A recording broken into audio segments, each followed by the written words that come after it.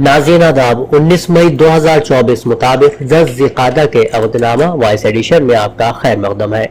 आप समाअत फरमाने जा रहे हैं अवधनामा में शाये अहम खबरों के खास हिस्से। वज़ीर-ए-आज़म नरेंद्र मोदी ने दिल्ली में इंतखाबी रैली से खिताब करते हुए कहा कि 2024 का ये इलेक्शन हिंदुस्तान को दुनिया की तीसरी बड़ी मईशत बनाना है। ये मुल्क की मईशत को उन ताकतों से बचाने के लिए है जो अपनी माशी पॉलिसियों से हिंदुस्तान को दिवालिया करना चाहते हैं। उन्होंने कहा कि मैंने लाल किला से ऐलान किया कि यही सही वक्त है। 21वीं सदी का हिंदुस्तान एक नाजुक मोड़ पर है।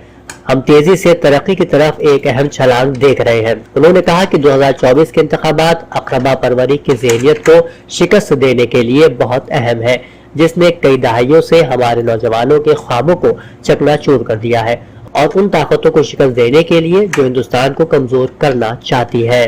कांग्रेस सदर मल्लिकार्जुन खड़गे ने वज़ीर-ए-आज़म नरेंद्र मोदी पर हमला करते हुए कहा कि वो जमहूरियत की बात करते हैं लेकिन खुद कभी जमहूरी अक़दार की पैरवी नहीं करते। मिस्टर खड़गे ने कहा कि मिस्टर मोदी तोड़-फोड़ की सियासत में यकीन रखते हैं। मुल्क भर में ऐसी बहुत सी मिसालें हैं जहां उन्होंने अपनी इसी पॉलिसी को इख्तियार किया और खुद जमहूरी अक़दार को कमजोर करने का काम किया है। जौनपुर की अदालत में एक दावा पेश किया गया है जिसमें यहाँ मौजूद मस्जिद को अटाला माता का मंदिर बताया गया है। हिंदू फरीक का दावा है कि मस्जिद में मंदिर से मुताल्लिक बहुत सी अलामतें हैं। कहा जाता है कि इसमें त्रिशूल, फूल वगैरह की तस्वीरें मौजूद है। इसके साथ महकमे आसार कदीमा के डायरेक्टर की रिपोर्ट और मुख्तलिफ किताबों का भी दावे में हवाला दिया गया है।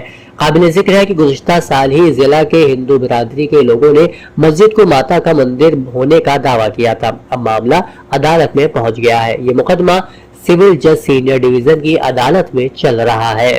उत्तर प्रदेश के वजीर आला योगी आदित्यनाथ ने महाराष्ट्र के धोले में एक इंतखाबी रैली से खिताब किया। इस दौरान सीएम योगी आदित्यनाथ ने कहा कि सिर्फ बीजेपी और उसके इत्तेहादी ही हिंदुस्तान को सिक्योरिटी फराहम कर सकते हैं। सीएम योगी ने कहा कि मैं 7 साल तक यूपी में सीएम रहा हूँ। वहाँ 6.5 करोड़ मुसलमानों की आबादी है। क्या आपने वहाँ किसी फसाद के बारे में सुना? वहाँ कोई हंगामा नहीं हुआ और न ही कोई कर्फ्यू लगाया गया। बड़े माइक्स हटा दिए गए, अब सड़क पर नमाज नहीं होती। उन्होंने कहा कि जो पूछते हैं कि मोदी जी ने क्या किया, उन्हें पहला जवाब दें कि पाकिस्तान की आबादी से ज्यादा लोगों को गुर्बत से निकाला गया है। ये नया हिंदुस्तान है। मुल्क में पहला मौका है जब हुकूमत छापे मार कर डरा धमका कर पार्टी के लिए वसूली कर रही है। इन ख्यालात का इजहार अखिलेश यादव ने समाजवादी पार्टी और इंडिया इत्तेहाद के अम्बेडकर नगर लोकसभा के उम्मीदवार लालजी वर्मा की हिमायत में शिव बाबा के मैदान में मुनक़िद इंतखाबी जलसे को खिताब करते हुए किया। उन्होंने मजीद कहा कि जब से इंतखाबी चंदे की वसूली करने का मामला सामने आया है, बीजेपी का बांडा फूट गया है। महंगाई, बेरोजगारी और बीजेपी की बदउनवानी से परेशान अवाम पूरे मुल्क में बीजेपी को हटाने के लिए वोट दे रहे हैं। कांग्रेस तर्जुमान सुप्रिया श्रीनेट ने मीडिया नुमाइंदों से बात करते हुए कहा कि मुल्क में 2024 लोकसभा इलेक्शन में आईन बचाने और उसे खत्म करने वालों के दरमियान लड़ा जा रहा है। हुक्मरान जमात बीजेपी का 400 पार का नारा हकीकत में आईन बदलने और रिजर्वेशन खत्म करने का मंसूबा है। उन्होंने दावा किया कि 4 जून को नरेंद्र मोदी न तो वजीर आजम रहेंगे और न ही बीजेपी की हुकूमत रहेगी। बहुजन समाज पार्टी सुप्रीमो मायावती ने हफ्ते को कहा कि बीजेपी के झूठे वादों को अवाम जान चुके हैं और अगर इस लोकसभा इलेक्शन में वोटिंग मशीन में गड़बड़ी नहीं हुई तो बीजेपी इख्तिदार से बाहर हो जाएगी।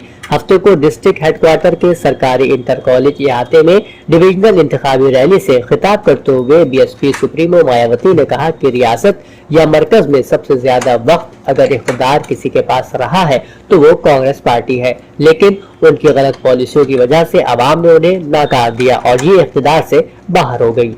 अवधनामा में शायद जहानुमा खबरों के मुताबिक फिलिस्तीन की तहरीक हमास के रहनुमा सामी अबू जहरी ने कहा है कि फिलिस्तीनी अवाम के खिलाफ जारी वहशियाना जंग में अमरीकी हुकूमत भी शामिल है जो सहयूनी जारियत का जवाब पेश करती रही है और अमरीका की जो बाइडन हुकूमत गासिब हो जा रहे सहयूनी हुकूमत को मदद और हथियार फराहम करके न सिर्फ जंग जारी रहने की बल्कि फिलिस्तीनियों के बहीमाना कत्लेआम की भी मुकम्मल जिम्मेदार है।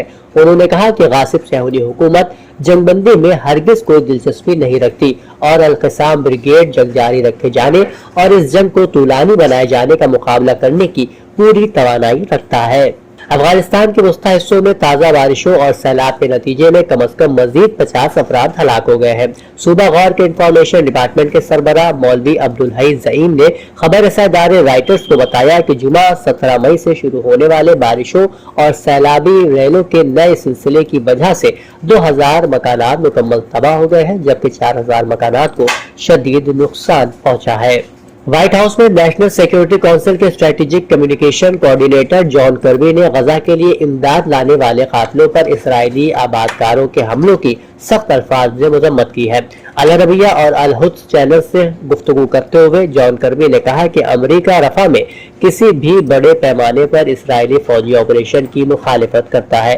کربی نے امدادی قافلوں پر حملہ کرنے والے اسرائیلی آبادکاروں کی اشتعال انگیز کارروائیوں کی بھی شدید مذمت کی۔ کربی کا کہنا تھا کہ اسرائیل کو حماس کے ارکان کا تعاقب کرنے کا حق حاصل ہے، لیکن رفح میں ایسے حملے کے بغیر جو ہزاروں شہریوں کی موت کا باعث بنے۔